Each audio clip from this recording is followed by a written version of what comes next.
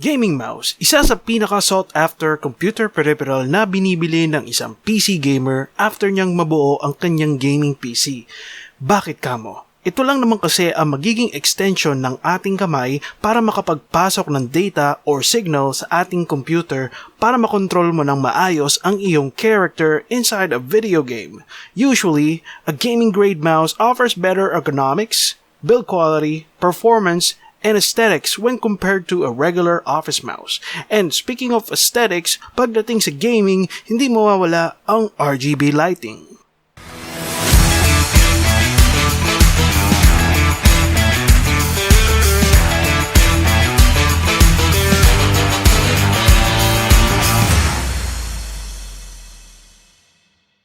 Cougar is a computer hardware brand that was established in 2008.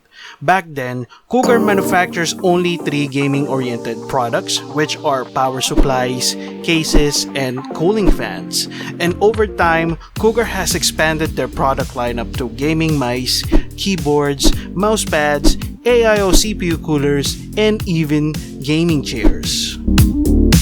Ang unang product na nabili ko sa kanila noon is the Cougar CMX 700W semi-modular PSU or power supply. I think this was back in 2012, kaya ako nagustuhan yon at that time because it's very flashy with its vibrant orange and black color scheme. Gamer-like looks ika nga. It's quite affordable then for a PSU that has 80 plus certification.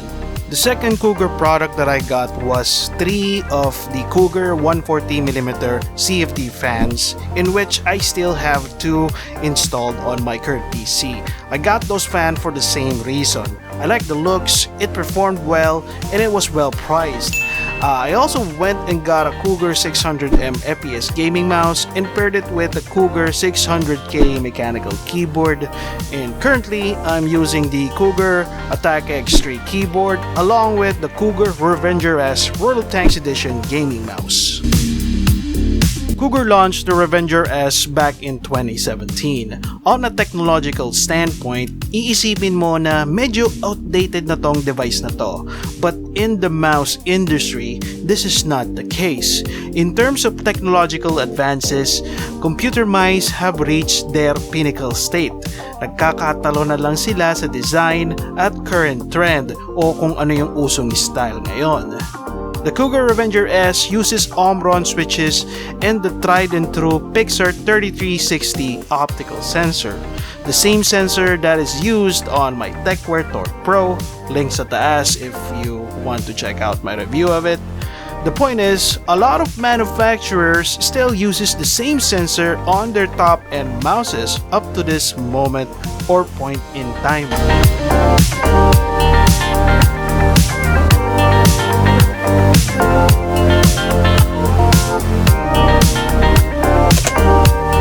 The Revenger S comes in this Cougar stylized box. It looks very nice. Gamer na gamer yung itsura. Inside we get a set of Cougar stickers, a user guide, a marketing brochure that highlights other Cougar peripherals, a set of Teflon feet, and the Revenger S World of Tanks edition itself.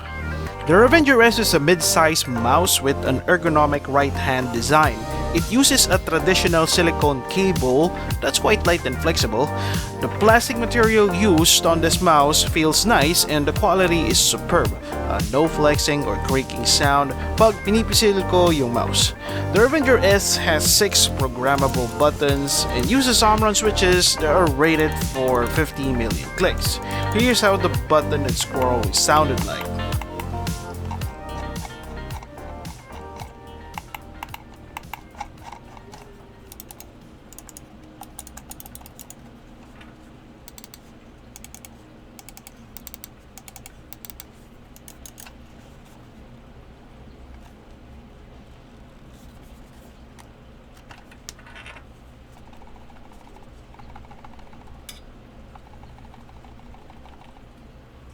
I also have the TechWare Torque Pro for comparison.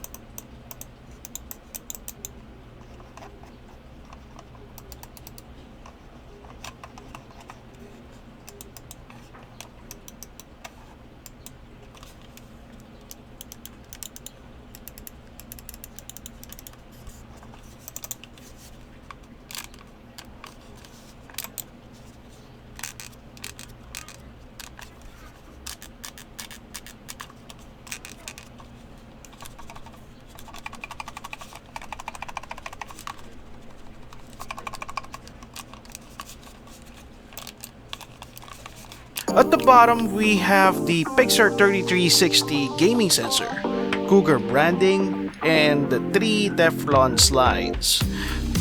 The Revenger S also uses real rubber for the side grips, in which we will talk about it a bit more later. Alright, now we're going to check the Cougar UIX software. The software layout is pretty basic, it's easy to understand. On the left side, we do have our options here, like game profile management, where you can create, import, export new profiles, and we do have some presets here or modes that you can use so that you can change your settings on the fly. Under that, we do have the performance tab, and under the performance tab, we can basically manipulate and change our DPI settings, sniper DPI settings, and also on this tab, we can find the polling rate adjustment option. So I have set mine to 2000 Hz. As you know, the Revenger S is the fastest mouse that has 2000 Hz polling rate back in 2017. So I have set mine to 2000 Hz for maximum tracking and responsiveness. Other options: angle snapping, surface calibration, lift height adjustment, and those are the basic settings that you can change under the performance tab. Next, we do have the key assignment. On this tab, we can basically reprogram or remap our buttons, so you can customize. Here we have basic, we have advanced. Under advanced, you can find the sniper DPI settings. You can assign this to any button. You can assign it to the back button. As you can see, you just need to like drag the option to change or reprogram the button. Next, we do have the macro option. So yeah, here you can program or create a macro that's suitable for your application or program. I'm not gonna dive into that one. Next, we have the lighting control. So as you know, the Cougar Revenger S has a 2-zone lighting. So the first zone would be the scroll wheel, and so basically I just use it as a DPI indicator. So DPI 1 is steady orange, DPI 2 is steady white, DPI 3 is swift, where it gradually changes colors, DPI 4 is steady purple, and the second zone would be this zone, and this is the logo. Basically, it doesn't serve any purpose, it's just for aesthetics. You have the option to change it. So currently it's on the flow setting. Now let me change it to, you can change it to steady. As you can see, steady light, breathing, and here how's breathing, here how's it look. So yeah, nagbe-breathe. Changes color as well, swift. So yeah, changes color, swift. You can also manipulate the speed and the brightness of the RGB light. And let me just set it back to flow, the default RGB mode. And that's it for the Cougar UIX software overview. Alright, the only thing that I don't like about the software is that there's no RGB sync support. So there's no official support for MSI, Mystic Light, Asus Aura Sync, Aura's RGB Fusion, etc. So there's no official support, no. So hopefully Cougar can manage to like address that on a new update, so that you know, if you want to like sync your lighting with your computer, you'll have the option to do so, no. And yeah, though that's the only con that I can see for the software. Back to my other me. Now for the conclusion. This is the best shaped and most comfortable mouse that I have ever used. I'm 5'7" in height, medium build na medyo chubby, and my hand size is pretty average for a Filipino guy. Di ko alam kung bakit binanggit ko pa yung build ng katawan ko. But anyway, medyo hybrid din yung grip style ko. Most of the time, I use claw style grip. Lalo na pag super intense yung game or kailangan i-clutch yung round. Then I go palm grip when I do non-intensive stuff like web browsing or productivity. And so far, this is the most comfortable mouse na nagamit ko. I can play FPS games for hours and never ko ulit na experience mag-hand fatigue. Sobrang safe ng hugis. Yung bigat niya at 94 gram is on the heavier end of the spectrum, pero it's surprisingly okay for me. Saktong-sakto lang. The weight distribution of the mouse is pretty balanced as well, unlike with my old TechWorker Pro na medyo rear heavy or mabigat yung puwetan. The button and sensor is very familiar then. I had a fair share of mouses that uses Omron switches, and the staple performance of the Pixar 3360 sensor is very much unquestionable. The materials and build quality is superb, fit for a mouse in this specific price range. Good quality plastic shell that doesn't flex nor make any creaking sounds. Medyo questionable lang yung dalawang rubber grip niya sa side. In the first few months, sobrang smooth niya but still grippy. Then over time, medyo naging icky and slimy na yung feeling niya. Medyo lang naman. Hindi naman sweaty yung hands ko pero humid din kasi yung area kung saan nakapwesto yung computer ko. And I seldom use my AC or air conditioning. Take note ha, Cougar used real rubber for the grips. Hindi lang rubber coating but real rubber. So far no sign naman of actual degradation or chipping.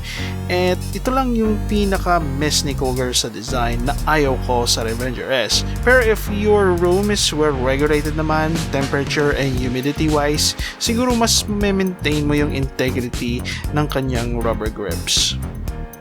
Speaking of design, sobrang gusto ko din yung itsura ng mouse na to. I pretty much prefer the World of Tanks edition compared to the regular Revenger S version. Sobrang basic kasi nung itsura nung regular version para sa akin. Going back, quality yung graphic print niya at gusto ko yung pag-replace ng Cougar logo to World of Tanks logo. Though hindi talaga ako naglalaro ng World of Tanks.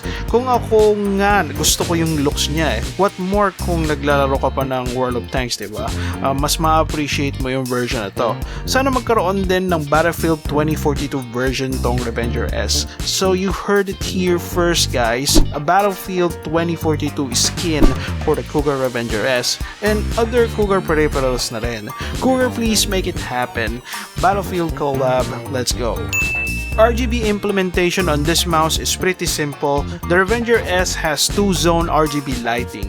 You can set the RGB light on the scroll wheel as a DPI indicator, and you can customize and tweak the RGB light on the World of Tanks logo by using the Cougar UIX software. The Revenger S is a gaming mouse that is way ahead of its time. It's one of the first gaming mice to implement fast polling rate. Sadly, it got overshadowed by other competitor brands and did not get the limelight that it truly deserves. Para sa akin, sobrang underrated ng Revenger S. And currently, just this year, 2021, Razer released an 8,000Hz polling rate mouse and sobrang daming bumili agad. Around 6,700 reviews or ratings on Amazon at the time of this recording. Grabe talaga. Now going back, honestly speaking, the jump from 1K to 2,000 polling rate or 2,000Hz polling rate on the Revenger S wasn't very noticeable, but on a positive note, it did add a bit of crispiness to the overall mouse tracking experience. Just a tiny bit. Para bang mas naging attach yung kamay ko sa mouse or mas real-time yung feedback niya. Na para bang kahit micro movement or micro jitters ng fingers ko ay nare-register ng mouse. Ganun yung feeling niya. And for the areas of improvement, I wish that Cougar did not use rubber material for the side grips. Sana ginawa na lang nilang plastic din yung material with a grippy finish or kahit smooth finish lang din, it wouldn't matter. Kasi for me, mas maiiwasan mo yung pagdulas ng mouse sa kamay mo kung maganda yung shape niya. Kasi pag maganda yung shape, mas madaling hawakan or ma-anchor yung daliri mo sa mouse. And the Cougar Revenger S has a very ergonomic shape, so walang issue doon. To add, rubber wears over time and the speed of degradation will depend on how you use the mouse and your room environment. Weight could have been better then. The Revenger S could have been a killer mouse kung gumaan pa ito ng konti. Mas madaming tao ang makaka-appreciate nun na mas magaan. Cougar should also improve the UIX software. It's missing an RGB sync feature. Hindi ko na-try kung madedetect ba yung mouse ko by Oros RGB Fusion kasi ayokong install yon. Wala akong Oros RGB Fusion on my computer, pero okay sana that you have that option to do it, no? MSI Mystic Light, RGB Fusion, Asus AutoSync, this is a missed marketing opportunity then for Cougar. At the end of the day, would I recommend this mouse? Hell yeah, for 2,500 pesos, hindi ka nalugi, kayang-kaya pang sumabay ng mouse na to, ergonomics and performance-wise. The Revenger S is on par, if not better, compared to the latest offerings of other brands. Sa sobrang comfortable ng shape niya, hindi ko na napapansin yung 94 grams na weight. Solid din yung precision performance ng Pixar 3360 sensor, and with the Revenger S, you also have the option to set your polling rate to 2000 Hz kung gusto mo talaga matrack every micro movement ng mouse. Not to mention that it's also going to be a compelling option then if you are already invested in the Cougar ecosystem. Invested in a way that you already have a Cougar keyboard, Cougar casing, Cougar gaming chair, the Revenger S is a great complementary mouse to match your gaming setup.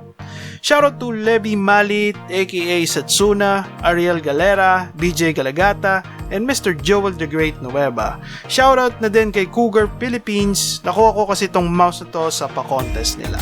And that's all for today, guys. Hope you like my review of the Cougar Revenger S gaming mouse. Please like, comment, and subscribe.